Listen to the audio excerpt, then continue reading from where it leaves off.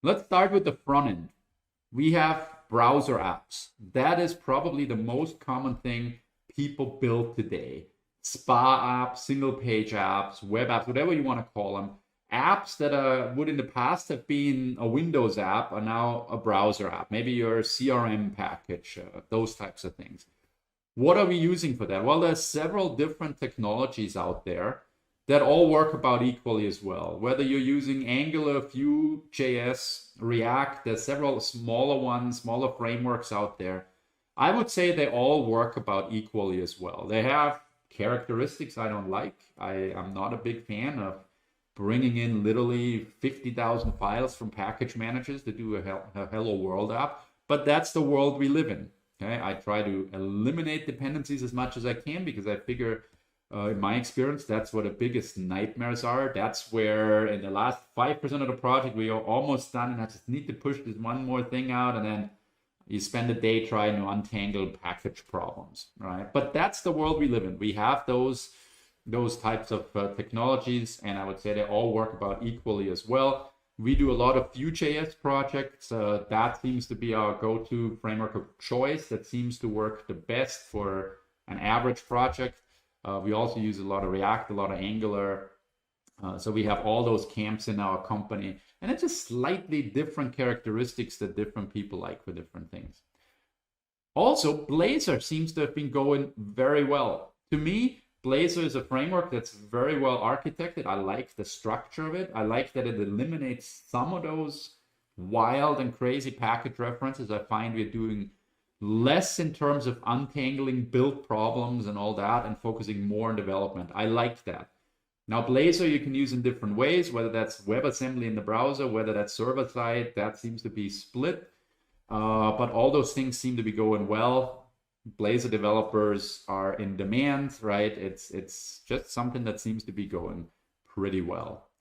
Also, traditional server-side development with ASP.NET MVC is still going well. If you're building something that's more a site than a single-page app where you're logging in and now you're in the app, right? But it's more a site, like imagine codemac.com where you're jumping from article to article.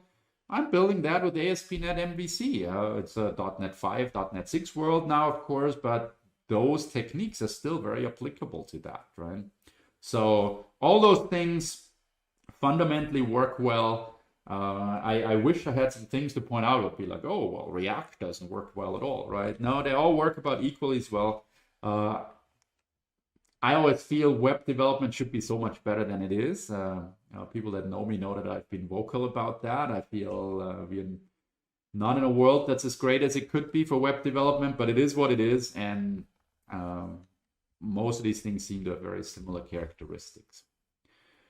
Let's talk about mobile apps a little bit. That's an interesting aspect. And when you build mobile apps, you have really two approaches. One is build once, run everywhere. And by run everywhere, we basically mean iOS and Android at this point. Or build separately for these two platforms. And when we say build separately for the two platforms, most people are like, oh my God, that's going to be a lot of work. We don't really want to do that. Let's build it once and run everywhere. However, in my experience, now that we've done that for years, I would say don't expect a lot of magic from number one. There's a lot of cross-platform technologies, whether that is things like React Native and similar efforts that you can use. There's also things like the MAUI Xamarin stuff. MAUI, by the way, still not released, but getting close to a release candidate. That's Microsoft's application platform for cross-platform apps built on top of Xamarin, which will build iOS, Android, but also Mac and Windows applications. That is a very interesting development. We'll see how that goes. But to be honest with you, for most development, like say you take a look at the Code Magazine mobile app, we are building two apps. And we are building two apps because we've come to the conclusion it's easier and less effort to build two apps than to build cross-platform apps. To me, the one technology where that may not be totally true is Xamarin. Xamarin's pretty cool, but I've had this project that this wasn't something we did, but a company that we are friends with built this project where they had spent 6 months on building a React Native app that runs cross-platform on iOS and Android. and it had a severe productivity problem. So that characteristic I don't like. And then the lead developer on the project bet the owner of the company that he could do everything that they'd done in the last 6 months in Swift just as a native iOS application. And in fact, he won the bet. He was able to do more in 2 weeks than they'd been able to do in 6 months in React. And so they shifted to a world where they're building their native apps in Swift for iOS and in Java for Android. Java is still a good choice there, although there's others like Kotlin that are pretty good. But they're now building that in 2 separate silos. They're building the Swift app, and then they have somebody who basically replicates in Android everything that was done in Swift. And they are far faster doing those 2 things than they were trying to build one app that runs everywhere. And the result is superior because now they're truly handcrafting for the individual devices. So that is something that I see quite a lot. Now, that may not be true for every single scenario. So it takes some evaluation of what to deploy. But in my experience, 2 separate efforts don't necessarily equal double the work. In many cases, it's actually the opposite. Okay. So MAUI, I already mentioned that. This was supposed to be released, I guess, at some point with .NET 5. That was unrealistic. Then it was supposed to be .NET 6. That didn't really happen. But now we are seeing a release candidate for MAUI, and that should become available, and even the release apparently should become available in the .NET 6 timeframe, so prior to .NET 7. We have no idea yet how much of an impact that will make. It's a promising approach. Could be very interesting.